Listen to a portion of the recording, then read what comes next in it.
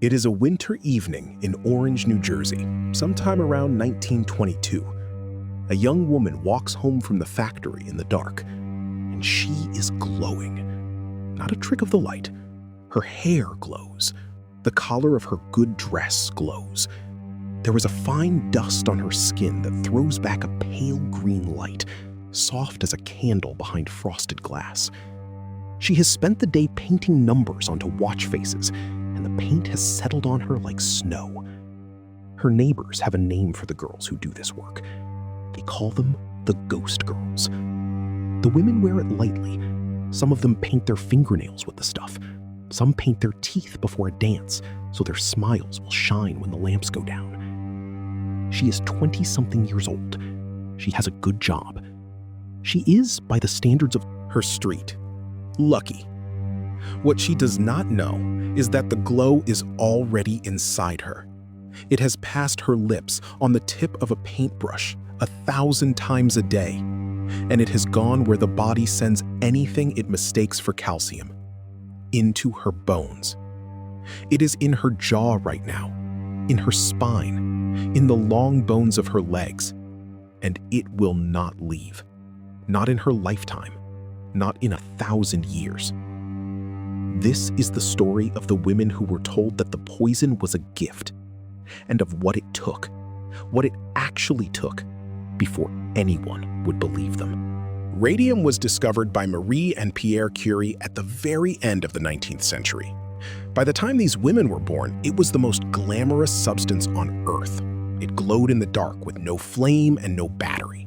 It seemed to give off energy from nothing, forever. And people decided, with almost no evidence, that a thing so powerful must be good for you. They put it in face cream, in toothpaste, in water you could drink. They sold it as health itself. So when a factory opened that paid young women good money to paint watch dials with luminous radium paint, there was no fear attached to it. The fear came later. The fear came one tooth at a time. This is an episode about a poison you cannot see, smell, or taste. It is about a company that knew and protected its scientists with lead and its painters with a lie. And it is about a handful of dying women who decided, with what strength they had left, to drag that company into a courtroom. There is a particular kind of horror in this story, and I want to name it before we start, because it is not the horror you expect. The horror is not the glow. The glow is almost beautiful. The horror is the silence that met them when they said something was wrong. The horror is that they had to be visibly dying, carried into court, too weak to raise a hand and swear an oath, before the world would stop and look. They were told it was a gift.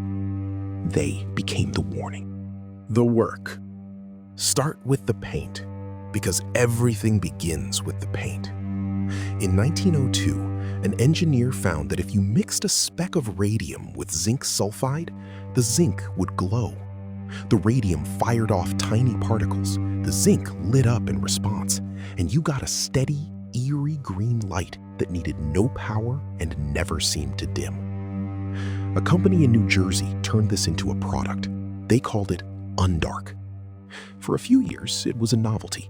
Then came the First World War, and the novelty became a necessity. A soldier in a black trench needs to read his watch and his compass without striking a match, because a match is a target. Pilots needed glowing instrument panels. Gunners needed glowing sights. Suddenly, the army wanted millions of luminous dials, and someone had to paint them. The work was delicate. The numbers on a wristwatch are tiny, some of them barely a millimeter across. You needed a fine brush and a steady hand. And so the companies hired women, young women, a lot of them teenagers, fresh out of school, many of them the daughters of immigrants. Understand what this job meant to them. This was clean work, respectable work. You sat at a long table in a bright room with other girls, and you talked and laughed while you painted. And at the end of the week, you took home more money than almost any other woman in town. The fastest painters earned enough to put them in the top 5% of working women in the country. They felt lucky. They were the envy of their friends. Here is how the work was done. You took a slim brush of camel hair. You dipped it in the radium paint. You painted the number, and after a stroke or two, the brush lost its point, because that is what brushes do. So the women were taught a technique to fix it. They were told to draw the brush through their lips, to shape the bristles to a fine tip with their mouth. Then dip and paint, and when the point softened again, back to the lips. Lip, dip, paint. Hundreds of times a day. Thousands. Every single time, a trace of radium went into the mouth and down. The women asked more than once whether this was safe. They were told it was. They were told the paint was harmless. One manager, by some accounts, was happy to swallow a little himself to prove the point. The girls were told it would put a rosy bloom in their cheeks. It is worth stopping on how reasonable their trust was. Their whole world told them radium was medicine. The newspapers said so. The pharmacies sold it. Why would the paint on their brush be any different from the tonic in the shop window? And the tonic was real. There was a product called Radithor, which was nothing but radium dissolved in water, sold by the bottle as a cure for the living dead. A wealthy industrialist named Eben Byers drank it by the case, 3 bottles a day, for years, convinced it made him strong. It made him famous instead, in the worst possible way. By the end, his upper jaw and most of his lower jaw had been cut away, and holes were opening in his skull. When he died, the radium in his bones was more than 3 times a fatal dose. That was a rich man who could afford the best doctors in the country, killed by the same fate the girls were sold. Radium did not care what you earned. It only cared that you let it in. So picture the room these women worked in. Long tables, good light coming through the windows for the fine work.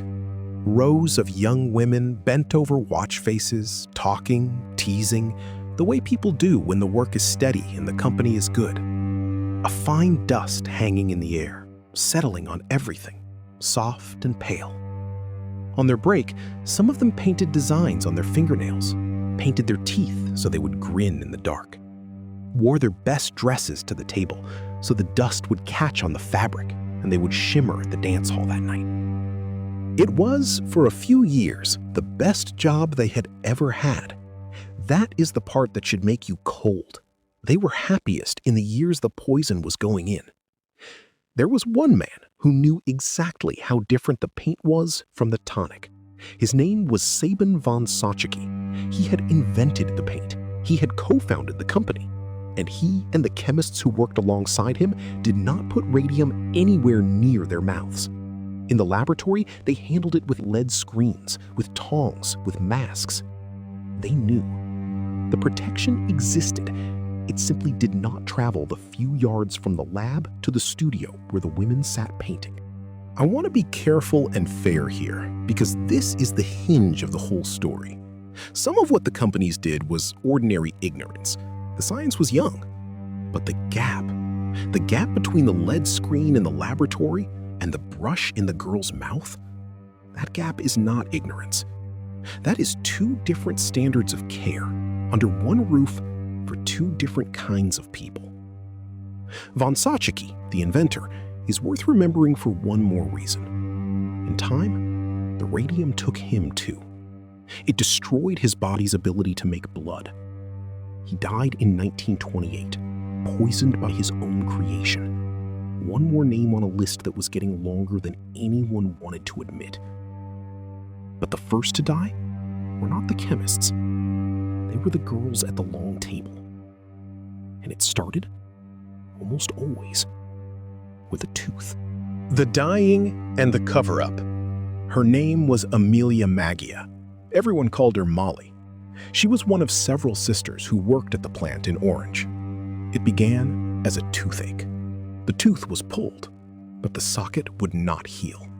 It turned into an ulcer, raw and weeping. Then another tooth went, and another, and the sores spread through her mouth, and the pain moved into her jaw and would not stop. Her dentist kept working, trying to stay ahead of it. And then came a moment that should not be possible. He reached into her mouth to treat her, and her jawbone came away in his fingers.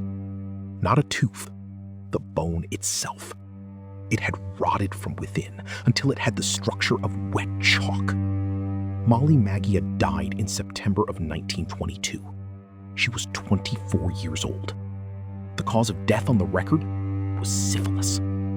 Hold on to that, because it matters. It was not true, but it was useful. Across both factories, in New Jersey and later in Illinois, the women began falling ill with the same impossible symptoms. Jaws that crumbled, anemia that left them gray and exhausted, bones so brittle that a woman could break her own leg by standing on it, or lose inches of height as her spine quietly collapsed, tumors swelling in their limbs. And no doctor could name it because nothing like it had a name. Into that silence, two explanations were offered. The women had their own, growing slowly as they talked to each other and noticed they were all sick in the same strange way, and they were all from the same long table. And the companies had theirs. The companies reached for syphilis, a disease that carried enormous shame, especially for a young woman in the 1920s. It was a perfect tool. It explained the symptoms to a public that did not know better, and at the same time, it ruined the women who were making the complaint. Who would believe a dying woman of loose reputation? That was the calculation. Poison the body, then poison the name. What the companies did not count on was a doctor who would not let it go. His name was Harrison Martland. He was the medical examiner for Essex County in Newark. And starting around 1925, he did the patient, methodical work that the companies were counting on no one doing. He performed autopsies. He developed new tests no one had really tried before, to measure radioactivity in a living body by catching the radon gas on a person's breath. He took the bones of the dead women and he laid them on photographic plates in a darkroom. And the bones took their own picture. They were so radioactive that they exposed the film by themselves, burning a pale image of a jaw, a spine, a hand out of the dark. Think about what that means. The evidence was not in a document that could be burned. It was in the women themselves, in their skeletons, glowing. Even gave testimony after burial. When Molly Maggia was exhumed in 1927, 5 years dead, her remains still registered radioactivity in nearly every bone they tested. The syphilis story died in that grave.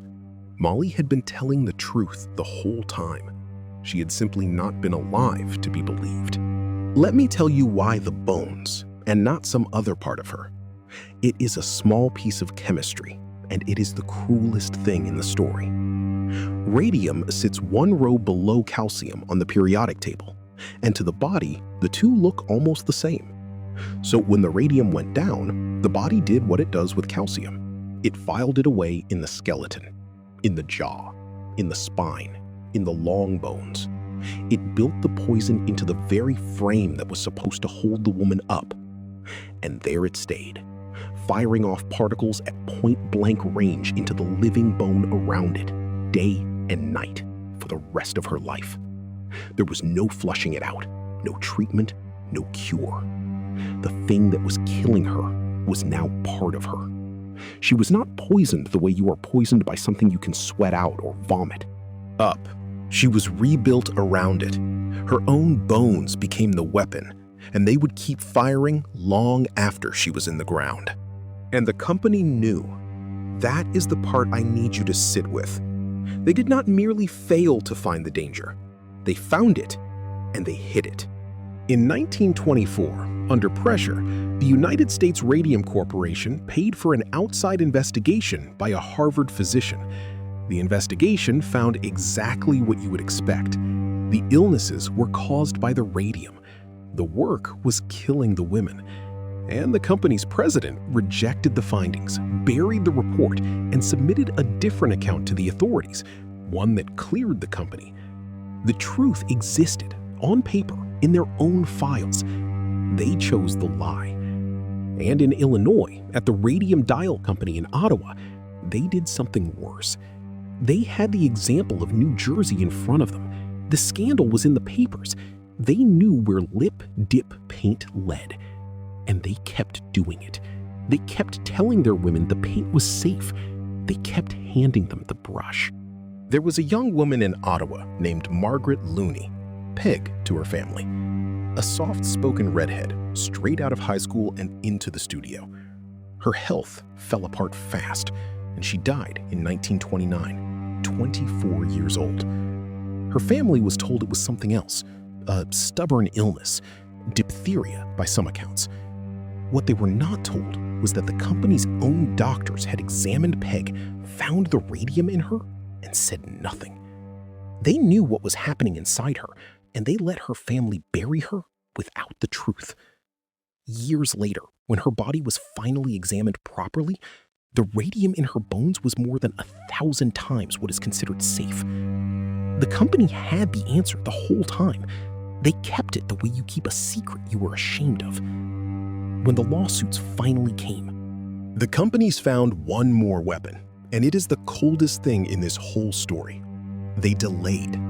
They knew the women were dying, so they dragged the proceedings out, contested every point, asked for continuance after continuance, and waited. They were betting that the plaintiffs would be dead before any verdict could be reached. They were trying to run out the clock on women who had no time left. It very nearly worked. But the women had decided something. If they were going to die anyway, they were going to die on the record. The fight. In New Jersey, the woman who would not stop was named Grace Fryer. Her father was a union man, and she had grown up with a certain idea of justice. She had started at the plant in 1917, at 18. By the mid-1920s, her teeth were loosening and her bones were failing, and she decided to sue. It took her 2 years just to find a lawyer willing to take the case. 2 years against a company with that much money and that much to lose. Part of the problem was the law itself. New Jersey gave you 2 years to bring a claim for a workplace injury, but radium does not work in 2 years. It hides. The women were getting sick long after the legal window had quietly closed, which meant that by the time they understood what was happening to them, the law said they were already too late. The poison was slow on purpose, and the slowness was almost a perfect defense. Eventually, she found a lawyer, and 4 other women joined her. Edna Hussman, Quinta McDonald, and Albina Larice, 2 of Molly Maggia's own sisters, and Catherine Schaub, who had started at the factory at 14 and who had wanted, before any of this, to be a writer. She kept notes on her own dying. She titled the manuscript, Gambling with Radium. Most of it was lost. The press gave the 5 of them a name that stuck, the Radium Girls. Grace Fryer once described what it was like inside the plant as the truth began to spread among the women. Her words were plain. There were meetings at our plant that bordered on riots. The chill of fear was so great. By the time they reached a courtroom in early 1928, the state they were in told the whole story without a word of argument. Some of them were bedridden. Not one of them could raise her arm high enough to take the oath. They had to be helped. Grace Fryer's spine could no longer hold her upright on its own. The public saw it. The newspapers carried it.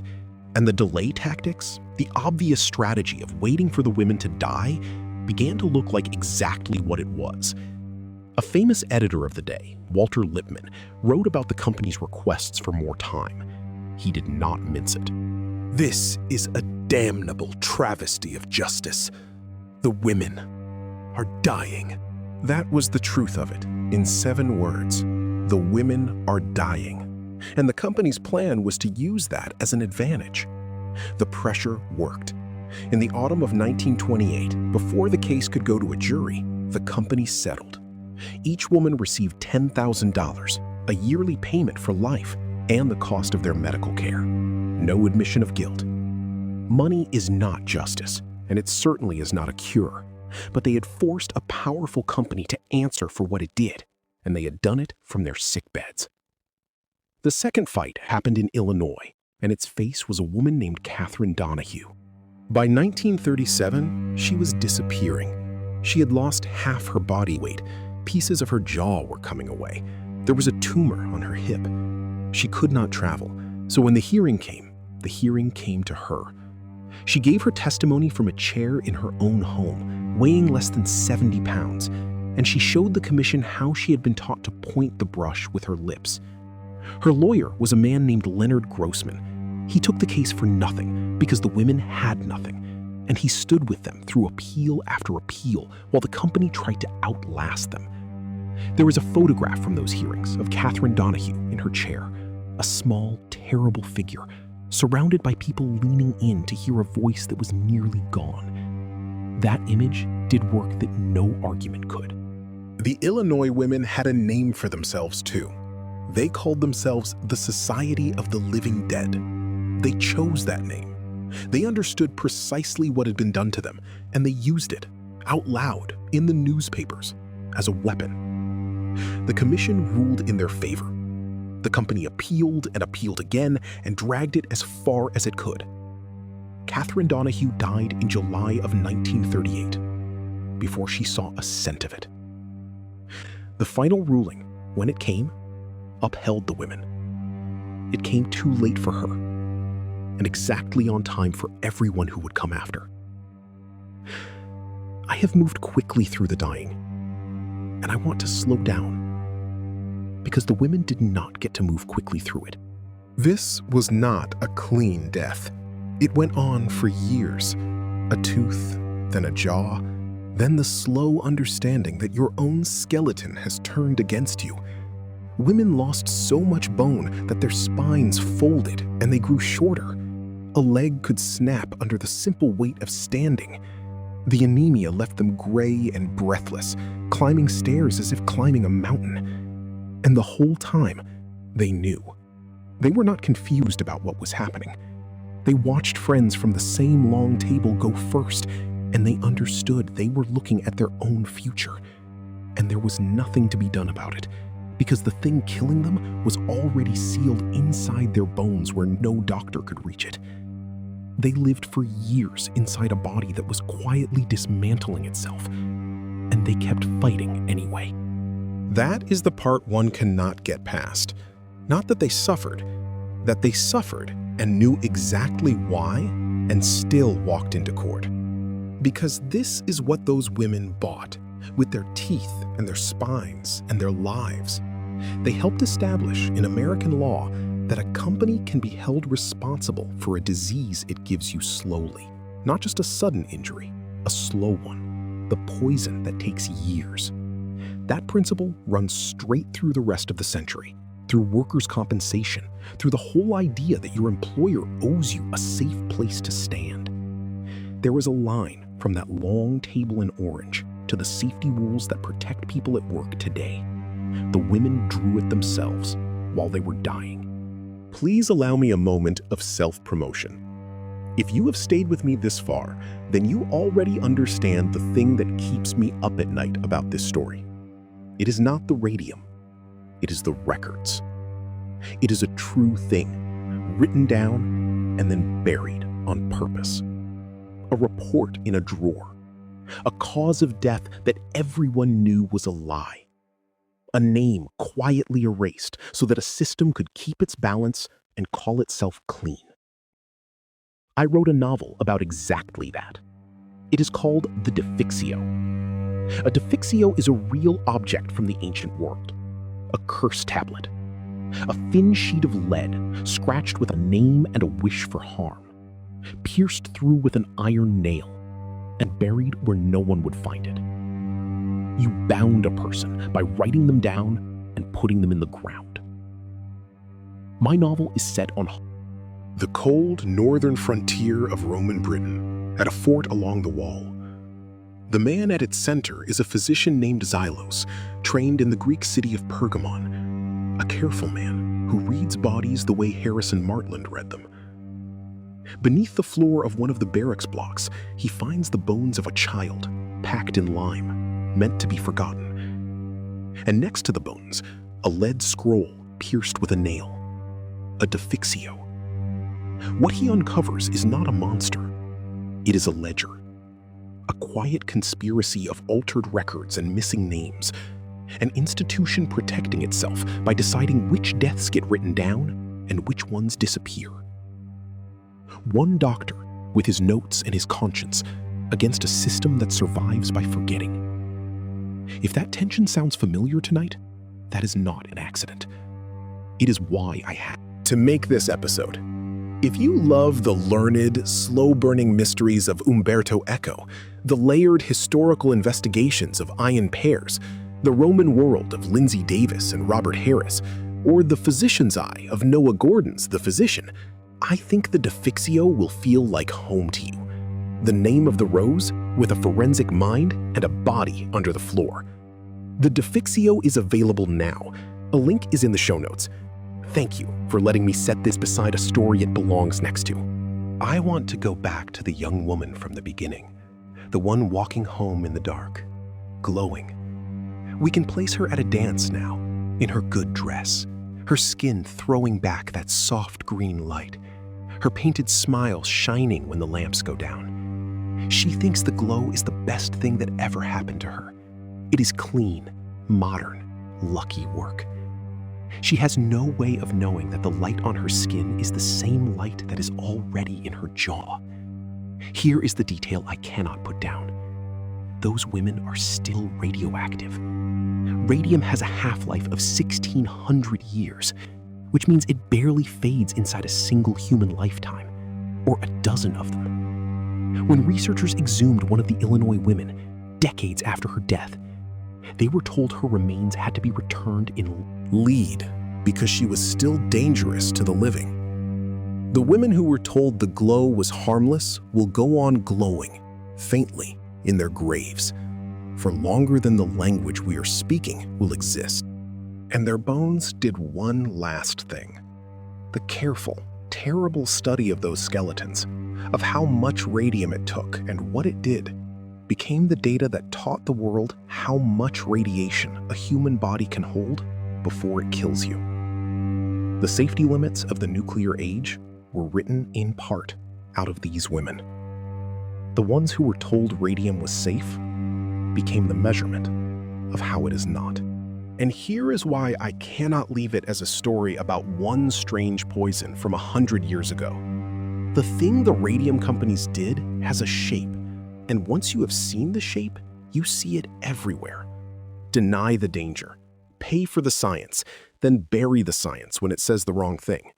Blame the workers, stigmatize the sick, delay, and wait for the people complaining to die.